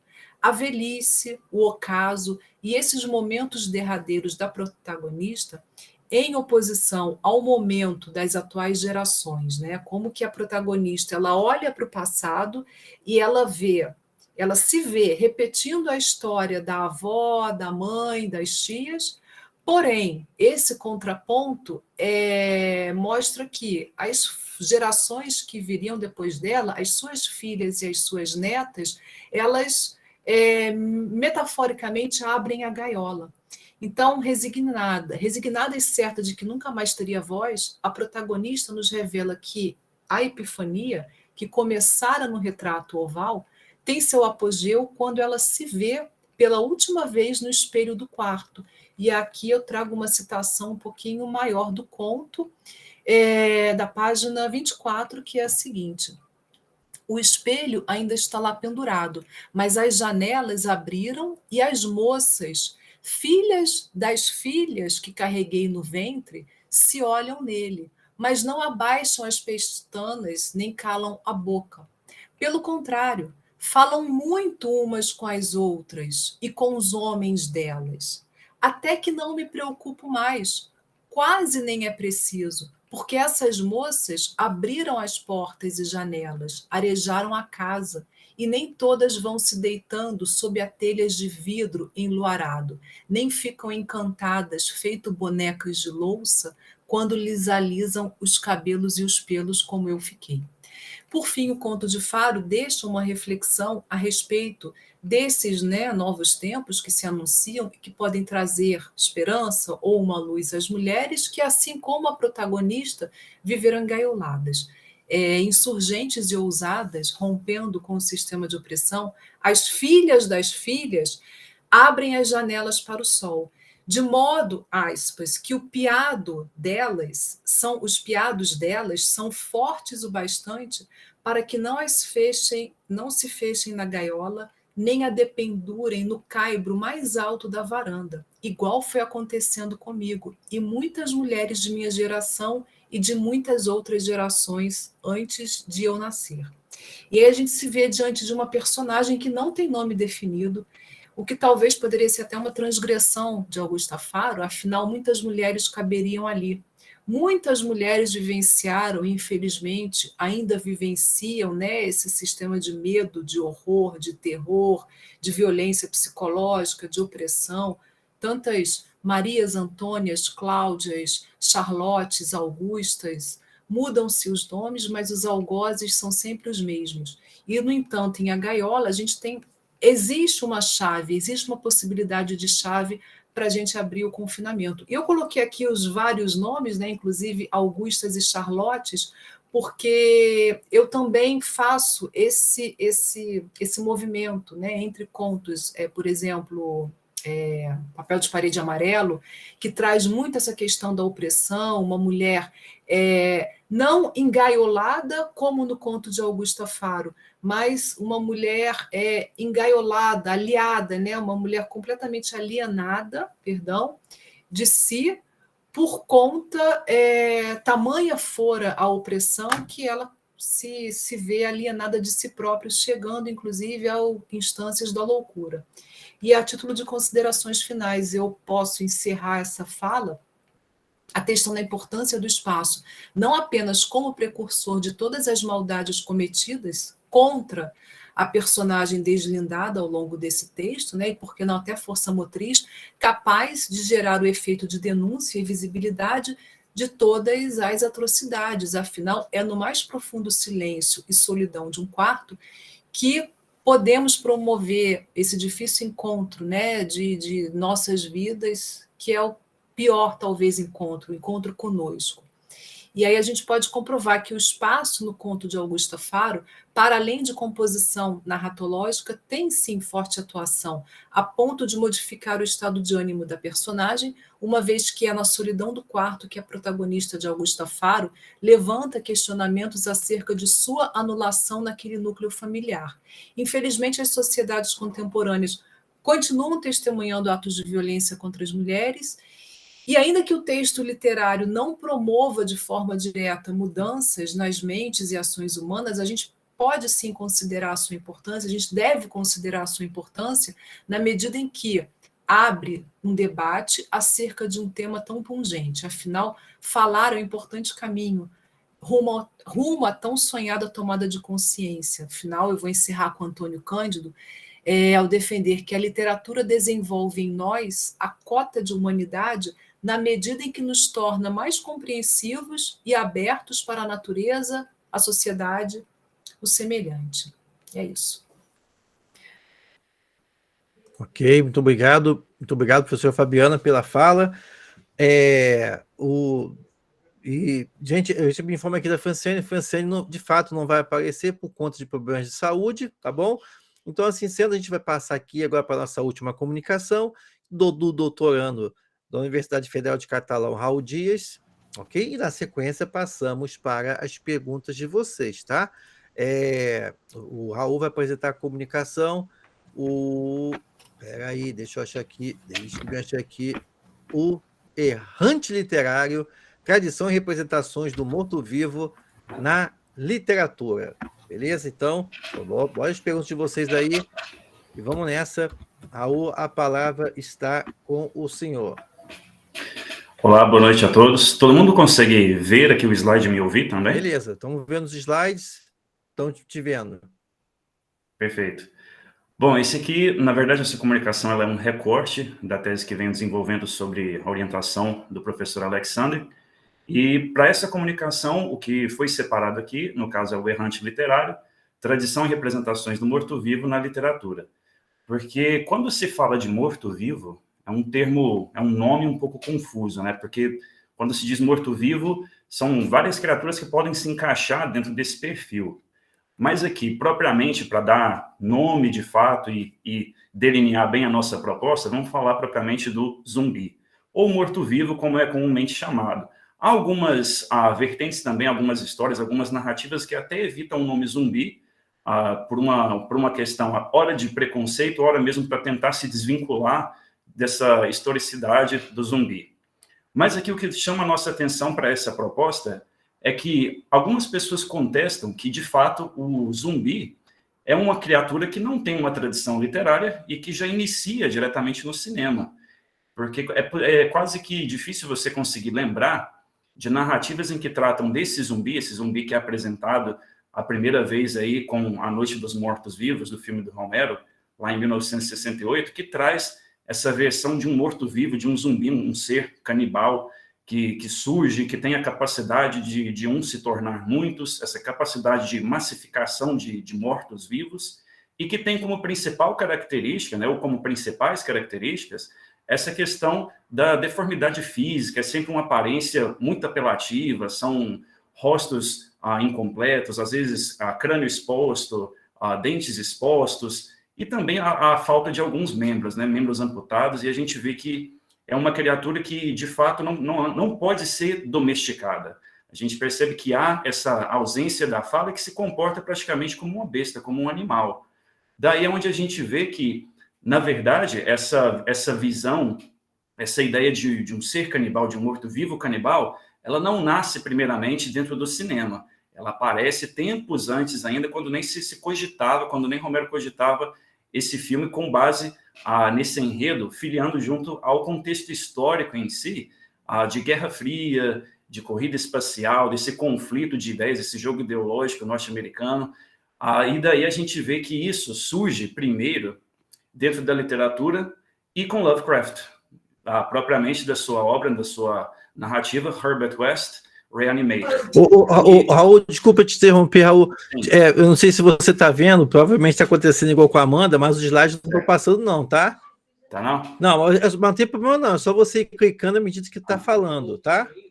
Agora que reduzir, que sair do modo apresentação, está aparecendo? Tá. Não, na verdade, ele não chegou a entrar no modo apresentação. Ele está naquele modo pré-apresentação, tá? Certo. Mas é possível... Mas agora a gente consegue ler ok. naquele esquema. É só você ir falando e clicando nos slides. Agora a gente está vendo o slide que tem a Noite dos Mortos-Vivos da esquerda e o Herbert West à direita. Certo. Tá? Bom. É só você ir falando e clicando aí do lado, nos lados da esquerda, que vai aparecer, fica visível. Perfeito, obrigado. Beleza. Bom, tratando disso, aqui tem a citação do Dendel, que fala que zumbis são a única criatura a passar diretamente do folclore para a tela antes de ter uma tradição literária estabelecida. Mas aí a gente percebe que isso acontece dentro da literatura com Lovecraft e o seu Reanimator, que foi a primeira obra literária a tratar dessa ideia de um ser, de um morto-vivo que tem essa capacidade de alimentar de carne humana e que é totalmente agressivo. Na verdade, como está destacado aqui, através de Boom, ele diz que nem usa a palavra zumbi. No entanto, é uma das primeiras obras mais importantes da ficção zumbi. E dentro dessa obra, a gente percebe também o seguinte, aqui em Lovecraft, nessa história do Herbert West, não tem uma proposta de massificação, um apocalipse zumbi, mas o que tem de contraste aqui, que também pode ser comparado a essa questão dos mortos-vivos, dessa ocorrência dos mortos-vivos, a gente percebe que não é uma causa natural, nunca se trata de uma causa natural. E aqui, com essa citação diretamente da obra, o ajudante do Herbert West, é ele quem narra a história. Então, ele vai contando todos os detalhes, e aí ele diz a seguinte coisa: eu estava com ele naquela odiosa ocasião e vi-o injetar nas veias estagnadas o elixir que ele acreditava que fosse restaurar até certa extensão os processos químicos e físicos da vida. Aqui não fica claro o que de fato é esse elixir, esse composto químico que ele injeta num corpo morto e o faz caminhar novamente a ganhar essa vida, a reganhar a vida, mas não fica claro para a gente, da mesma maneira que não fica claro também em The Walking Dead, em Resident Evil a gente sabe que é um composto químico, mas a gente não sabe propriamente como se obtém esse composto, de que maneira ele é feito. Mas a gente sabe que todo o problema que cerca o zumbi é a partir de uma falha humana, é a partir dessa questão de tentar chegar a algum conhecimento, de tentar chegar a alguma forma de poder, e que isso acaba trazendo alguns desgastes. Mas a gente percebe que aqui em Lovecraft a gente tem aquela ideia daquele cientista louco, né? O mesmo que remonta aquelas ideias de tantas outras obras, como até mesmo acontece em Jekyll and Hyde, quando a gente vê que existe essa questão da forma que toma e o transforma em outro, mas a gente nunca sabe o que propriamente é essa fórmula, que elementos que são esses. Aqui a gente vê a mesma coisa, é sempre o cientista louco que propõe algo inédito, mas aqui, da mesma maneira em que se termina em Frankenstein, com a ruína do Victor Frankenstein, aqui também acontece com Herbert West. Ele acaba se tornando vítima da própria criação. Então, as criaturas se rebelam contra ele e acabam atacando ele também. Com essa ideia, a gente percebe que a única diferença aqui é que realmente não existe uma proposta de massificação, não é um apocalipse, não é a queda da sociedade, não é a quebra da normalidade de um modo geral, não é em uma escala global. Essa que é a intenção aqui. Mas aqui ele propõe essa ideia de um morto-vivo que surge e ataca os humanos e se alimenta da carne dele. E ainda com Boone, ele diz, o tipo de zumbi que ele descreve não aparece no cinema até A Noite dos Mortos-Vivos de Romero, 46 anos depois, e não aparece na literatura novamente por uma década depois disso. O Reanimator de Lovecraft é a primeira obra da literatura a ligar o zumbi ao ghoul e a comer carne humana, uma honra reservada exclusivamente a Romero entre os aficionados por filmes de zumbis, mas que pertence mais propriamente à literatura zumbi e a Lovecraft. E aí fica esse questionamento, será que realmente o zumbi ele rompe com essa ideia da tradição literária, se estabelece no cinema, ou ele já tinha uma trajetória literária, mas não se atentava a essa proposta? Não se atentava a essa ideia. E, de fato, a segunda parte que a gente propõe nessa comunicação é o que o zumbi representa. Em contextos modernos, como é o caso de A Noite dos Mortos-Vivos, o surgimento desses mortos, todo o contexto histórico em si, ele traz uma grande revelação, ele cobre uma vasta vertente de possibilidades que a gente pode enxergar ali. Esse conjunto de mortos-vivos, esses corpos mortos, o que isso significa? Seria talvez um reflexo da Segunda Guerra Mundial? O que restou desse século XX? Não foi um amontoado de corpos, uma grande consequência dos desgastes aí das relações e que toda essa guerra produziu isso? Sem falar que dentro de A Noite dos Mortos-Vivos tem toda uma tensão da corrida espacial e o risco de uma nova bomba atômica, uma nova guerra que poderia surgir. Além disso, é muito comum também associar essa questão do zumbi à alienação, até porque dentro de A Noite dos Mortos-Vivos, a gente percebe que os zumbis estão sempre andando ali sem rumo, não falam, se esbarram, estão sempre vestidos com roupas ali de trabalho, é muito comum ver sempre um zumbi ali de terno e gravata, crachá, preso ao corpo, e que torna isso uma crítica, uma representação a essa vida. Que rotina que é essa? E quem de fato é o morto-vivo? É aquele ali que está vagando e comendo carne humana ou são os sobreviventes, aqueles que restam diante do apocalipse? Daí sempre surge esse questionamento. É um questionamento que é levantado dentro de vários filmes e até mesmo dentro de algumas obras literárias. Mas, de fato, como sustenta Lenin, os zumbis são polissêmicos e foram considerados para servir a vários propósitos. Funcionam como textos aos quais podemos atribuir diferentes significados, incluindo a morte da civilização. Um espelho que reflete nossa própria fraqueza diante do capitalismo consumista global e um monstruoso moderno, um outro, contra o qual definimos nossa humanidade. É possível também destacar essa questão da identidade, que o zumbi ele transparece essa ideia da perda da identidade do eu, porque o zumbi ele não reconhece diferenças, barreiras sociais, ele não reconhece familiares ou amigos, qualquer pessoa da sua relação. Na verdade, é um monstro que ele abarca, ele cresce. Essa proposta de massificação, ela é de uma maneira sem qualquer parâmetro, sem qualquer tipo de régua, sem qualquer tipo de divisor das pessoas. Ele ataca por atacar, sem mesmo escolher a sua vítima ou estabelecer critérios para isso. E esses mortos exibem a incompletude de monstros de terror, mostrando menos ausência, às vezes metade de um rosto, toda essa agressividade, essa deformidade que ele apresenta, tudo isso tem a ser uma referência a anos, a momentos turbulentos, e que isso pode transparecer dentro das narrativas e também dos filmes. Por isso em que aqui Rutherford também sustenta, um zumbi é sempre um evento de massa, um encontro casual com um zumbi se multiplica com a regularidade da produção em massa, uns se torna muitos.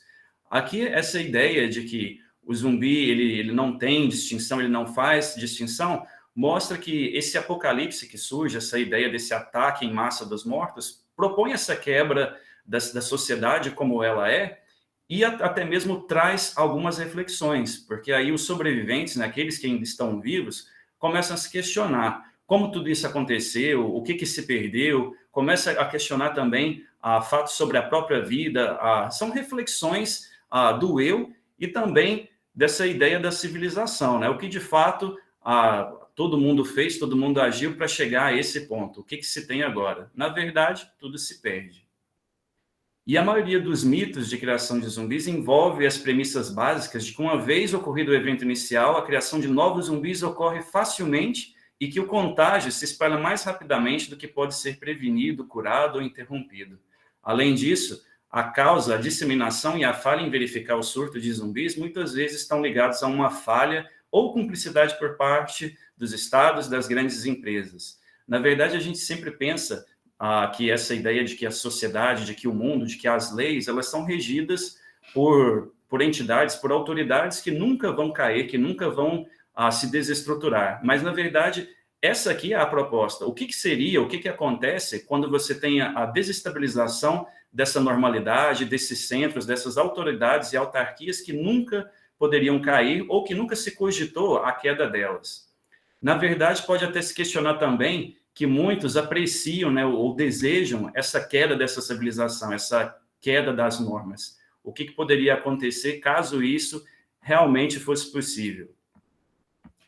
E caminhando para dentro do século XXI, há pessoas que teorizam que o zumbi realmente é a face, é o representante do século XXI, e com todos os conflitos e turbulências que se vê dentro de um período, é a criatura que realmente representa essa cara da modernidade. Desde o século XX e XXI, tem essa roupagem, esse papel representante, como sustenta Singer aqui também. Zumbis, eu acho, são os monstros do século XXI, e no que os zumbis se transformaram para longe de suas raízes caribenhas, são em agentes do apocalipse.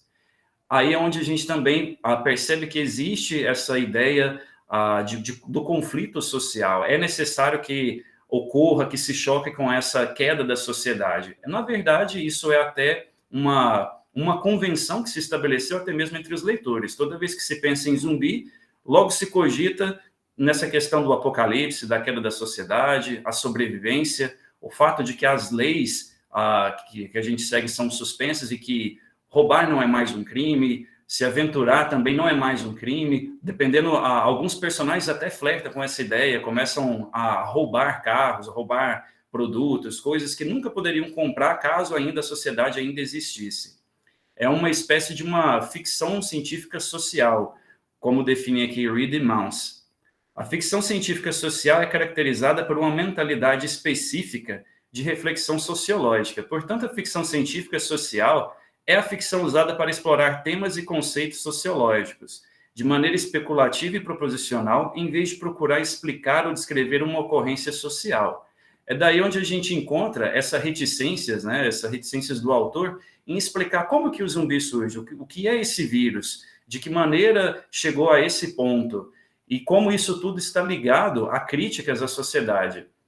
Porque a partir do momento em que há o apocalipse zumbi, o que se vê é a cidade, os centros urbanos são agora ainda mais perigosos, porque está completamente infestado de mortos-vivos e se contaminar é uma chance muito alta. Daí a gente tem uma proposta um pouco inusitada. Então, para aqueles que querem sobreviver, devem então fugir para o campo. A gente tem aqui uma espécie de arcadismo moderno. Então, as pessoas precisam sair da cidade, fugir para o campo se quiser viver em paz ou com um pouco de paz e fugir desse perigo, desse risco iminente, e poder questionar até quando vou sobreviver e quem de fato são os mortos, são eles ou somos nós? Daí, para encerrar essa fala, é onde a gente vai sempre produzir esse conhecimento, essa reflexão. Será que esse questionamento, essa possibilidade de brincar com o futuro e com a sociedade como ela é, seria isso um perfil ligado ao zumbi, ou uma espécie de literatura zumbi, uma literatura à margem que está aí crescendo e que sempre questiona com esses fatos? Bom, então é isso. As referências que foram utilizadas para essa comunicação estão aqui. A boa parte de autores como Kevin e também Singer. E é isso. Beleza, excelente. Muito obrigado, Raul. Raul, tem livro aí que eu nem conhecia, tá? Depois vamos conversar. Tá? Beleza. Vamos conversar. Então, é isso, pessoal. Antes de passar para as perguntas, eu agradeço mais uma vez pela presença de vocês até aqui, nesse momento, tá? E passamos, então, para a sessão das perguntas. Como eu comecei falando, né? Tem umas perguntas aqui, e deixa eu ser bem sintético para dar tempo de a gente conversar, né? Porque eu quero liberar vocês para a mesa às 20 horas, né? Lá no canal do YouTube. O Pedro perguntou no início se tem uma ligação histórica entre o gótico imperial e o gótico tropical. Pedro, não diria uma ligação histórica, mas tem uma ligação cultural, tá? No sentido de que as elites brasileiras elas reproduziram em relação ao sertão do Brasil, ao interior do Brasil, o mesmo comportamento que as elites europeias tinham em relação às colônias, tá? Isso é uma coisa que esse escritor aqui, ó, bom livro, está esgotado, tá? Mas você monitora a estante virtual da vida, Belle Époque Tropical, do Geoffrey de Needle, foi da Companhia das Letras, onde ele justamente mostra esse paralelo, como é que, pelo título está falando, né, Belle Époque, como é que essa influência francesa, né, fez principalmente do Rio de Janeiro e São Paulo, mas principalmente o Rio de Janeiro, que é a capital federal da época, né, na República Velha, almejar ser uma Paris tropical. E para ser uma Paris tropical, assim como aconteceu na França, o pobre que se dane. Então, esse foi o período do Cortiço, do Álvares de Azevedo. Vai lá ver o Cortiço lá, como é que o pobre é tratado. Então, também o Needle ele analisa esse fenômeno de que, assim como a população pobre do Rio de Janeiro, as elites trataram também o sertão como outra terra, como se fosse uma colônia, tá? Esse é o objetivo até, essa foi a pesquisa que a professora Fabiana trabalha, né? Tem muito mais autoridade para falar disso até do que eu, tá? E nesse aspecto, até complementando, a professora Fabiana pode complementar essas duas perguntas. A Juliana perguntou se os textos do gótico colonial são exclusivos da literatura inglesa. Juliana, não, né? O Brasil, por exemplo, no Brasil a gente encontra justamente a replicação, vamos falar assim, desse modelo, né? Que a Fabiana chamou no doutorado dela de gótico sertanista. Você vê isso em contos por exemplo, do Bernardo Ellis, de 1945, como as Morféticas, mas tem um padrão, né? Tem um padrão, que é uma pessoa, você vê isso no Boca Torta, do Monteiro Lobato, qual é o padrão?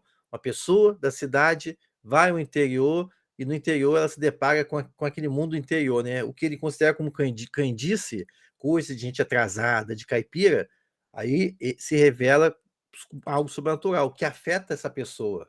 Né? Então é mais ou menos igual o que a gente vê no gótico imperialista, como, por exemplo, no Hóspede de Drácula, que não está nem aí para os avisos do pessoal do vilarejo para não entrar na floresta lá, ele entra e se dana. Né? Mas Fabiana quer complementar essa questão aí, porque as outras perguntas são para Amanda e tem uma para o Raul. Sim, ok. Então, acho que foi a Juliana, né? Mas para todos, Alex, obrigada.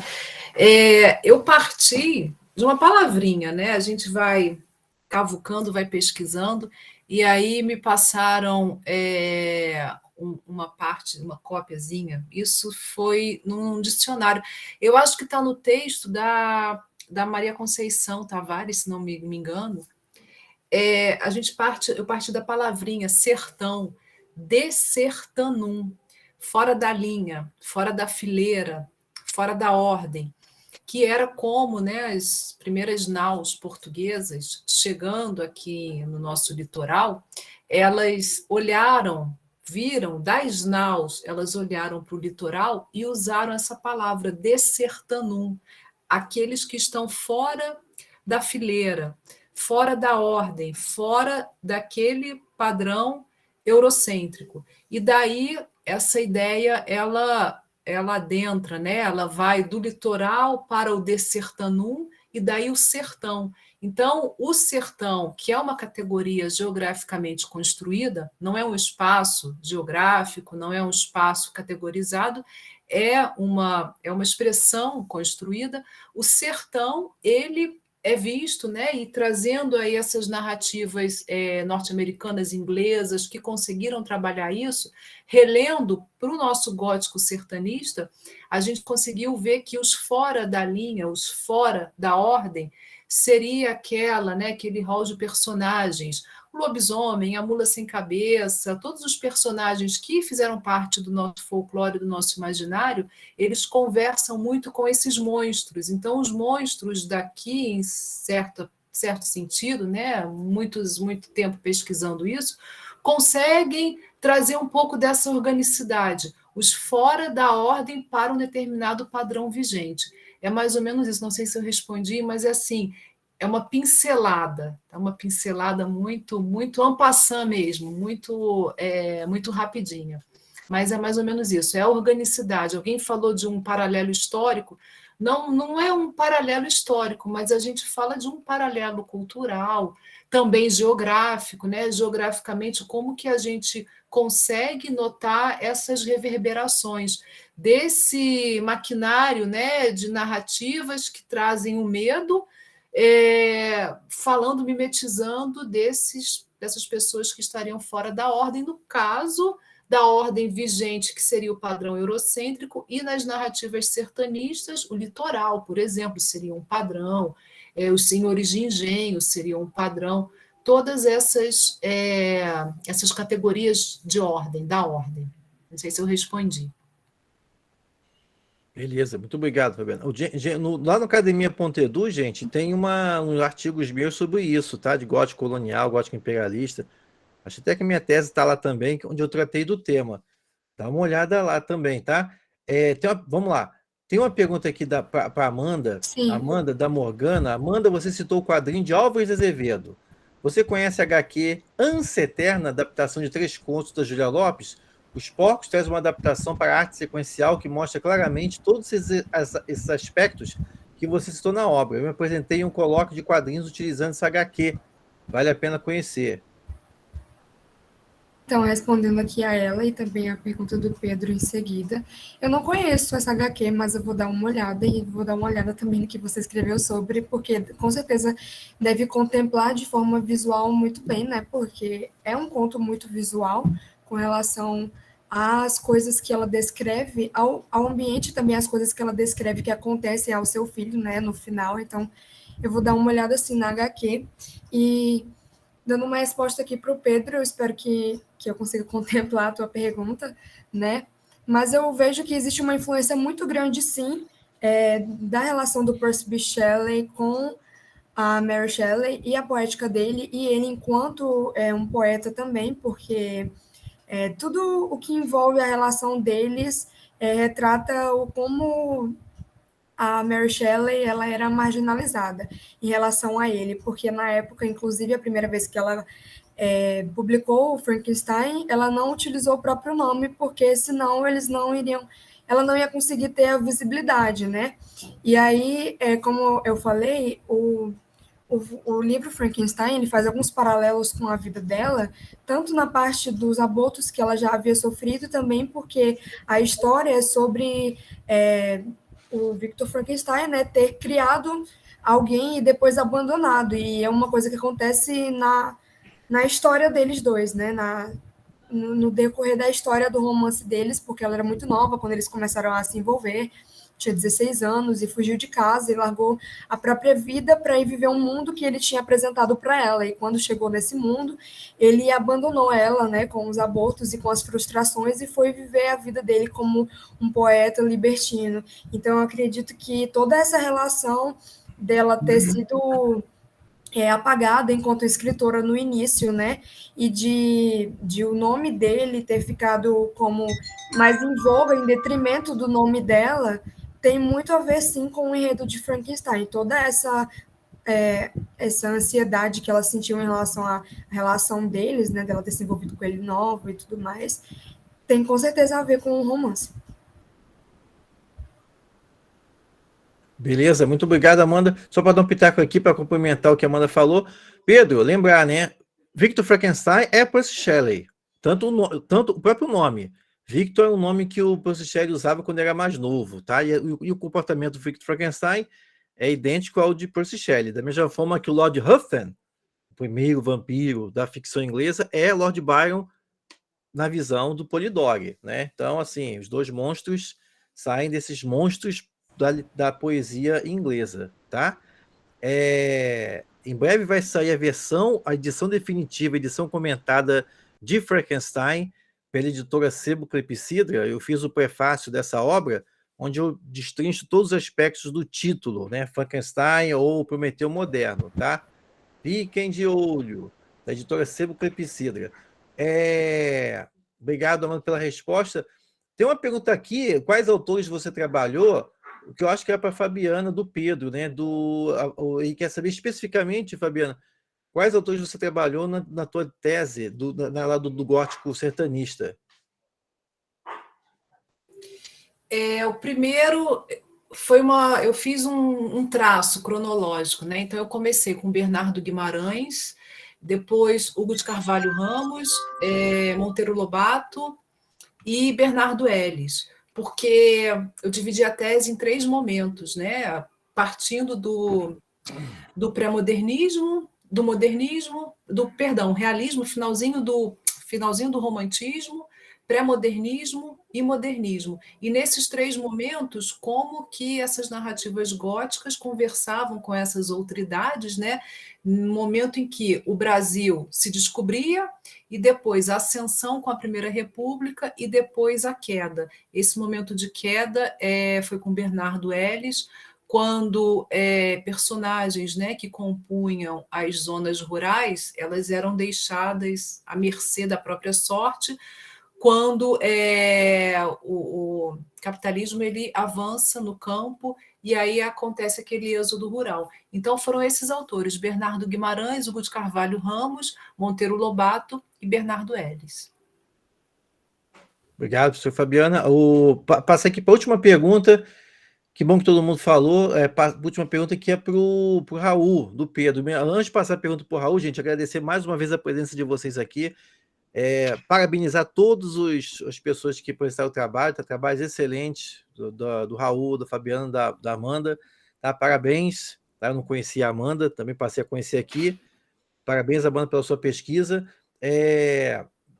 E tinha mais uma questão. E também agradecer a presença dos meus prezados doutorandos e doutorandas aqui. A Juscelia está aqui, minha doutoranda, o Francisco também está aqui. Doutor, então, obrigado. O pessoal também do Fantástico Cursos e dos cursos Fantástico Cursos está aqui. Pedro, Juliana, obrigado, gente, pela presença, tá? Passando aqui para a última pergunta, para o Raul, do Pedro. Ele está perguntando o seguinte: segundo o teórico Davi Roas, sobre o monstro, aliás, o Fred Bott também fala isso.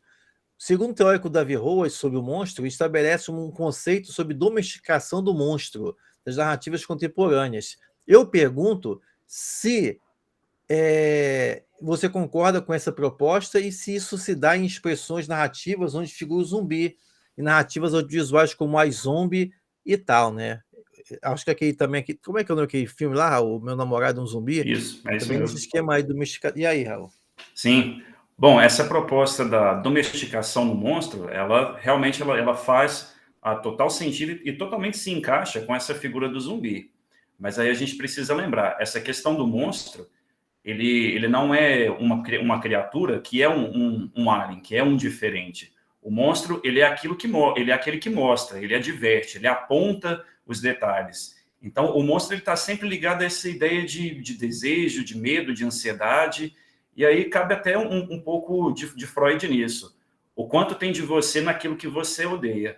E essa ideia da domesticação do monstro, ela é muito conveniente, porque, por exemplo, quando você dá voz ao monstro, quando você dá essa ideia de naturalização do monstro, uma espécie de abrir uma margem, de abrir para ele como uma proposta de uma fala, de defender uma ideia, isso é uma base para apontar críticas. Não só no caso de iZombie, que é no caso da estudante de medicina, que ela se torna zumbi e começa a trabalhar, e aí ela utiliza dos cérebros para tentar ganhar a memória e saber tudo aquilo que ocorre. Mas essa ideia da domesticação, ela dá voz, ela dá esse espaço a uma crítica. Aí a gente vai perceber também que isso acontece dentro da literatura brasileira também. Em minha dissertação, eu trabalhei com o Incidente em Antares, publicado em 1971, e lá a gente tem essa questão dos mortos-vivos, que eles se retornam para exatamente conflitar com aqueles que estão vivos. Ali, a primeiro momento, ninguém tem aquela ideia de, tipo assim, vamos matar, vamos enterrar, vamos fazer alguma coisa.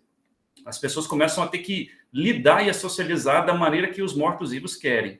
E aí, o que acontece? Com aqueles 7 mortos lá, cada um deles tem uma voz, tem uma postura, tem um motivo, tem uma bandeira a ser defendida, e é muito comum encontrar narrativas em que o zumbi ele tem um papel de destaque. Ele não é aquela criatura, aquela aberração que ataca todo mundo e come carne humana. Aí ele ganha um papel, ele ganha uma voz, ele consegue defender uma bandeira, e aí é onde a gente vai perceber que essa ideia, essa proposta da domesticação, isso é, a estabelecer esse convívio com a sociedade, ele pode acontecer. Da mesma maneira que isso acontece também na série, não sei se todo mundo aqui já chegou a assistir, na série Lúcifer. Por exemplo, o Lúcifer, ele chega, ele está na Terra, e aí o que acontece? A ideia mais brilhante ali foi colocar ele num terapeuta. Porque quando ele começa a fazer a terapia, ele começa a revelar todas as angústias dele, ele começa a questionar essa questão da paternidade com Deus e tudo mais. E aí onde a gente vê que esse monstro que todo mundo deveria temer, ele tem uma voz, ele tem um diálogo, ele é, na verdade, um reflexo. Tanto é que o zumbi também, ele é um monstro, mas ao mesmo tempo que ele é um monstro, ele é também da mesma espécie que a gente, ele é um humano, só que morto. Apesar de todas essas diferenças da questão de vida e morte, ele é um ser que está à margem, ele não é nem vivo nem morto, ele é meio termo, mas ao mesmo tempo é da espécie humana. E aí essa proposta se encaixa muito bem dentro de iZombie e também nas narrativas contemporâneas em que o monstro ele tem esse papel de fala, esse papel de destaque. Beleza. Muito obrigado. Obrigado, Raul, pela resposta. Eu estou olhando aqui, gente, já estou até aberto aqui com o site do Vertentes, aliás, o canal do YouTube, tá? Então, mais uma vez, obrigado a vocês todos pela presença aqui. Cido, se você estiver por aí, acho que já pode parar a gravação, tá? Mas eu queria agradecer a vocês e também já fica o convite, não apenas para participar dos outros simpósios dos demais dias do evento, né? No caso da manhã, dia 11, e também das comunicações das mesas, que estão sendo transmitidas pela TV da Unesp e também pelo canal do YouTube, tá bom? Do evento do Vertentes do Fantástico na Literatura, certo? Mais uma vez, agradeço demais aqui a Amanda, a Fabiana e ao Raul pela apresentação, tá bom, gente? E obrigado, Cido, pelos bastidores, obrigado, Cido, aí pelo serviço aí como monitor, tá bom? Pode pegar a gravação aí, o Cido está em todos os lugares, gente, não sei se ele está aqui agora, mas aí tá em 4 sessões, então, mas se você estiver aí, Cido pode parar já a gravação, tá? Já encaminhou o pessoal também para o canal. Obrigado, gente.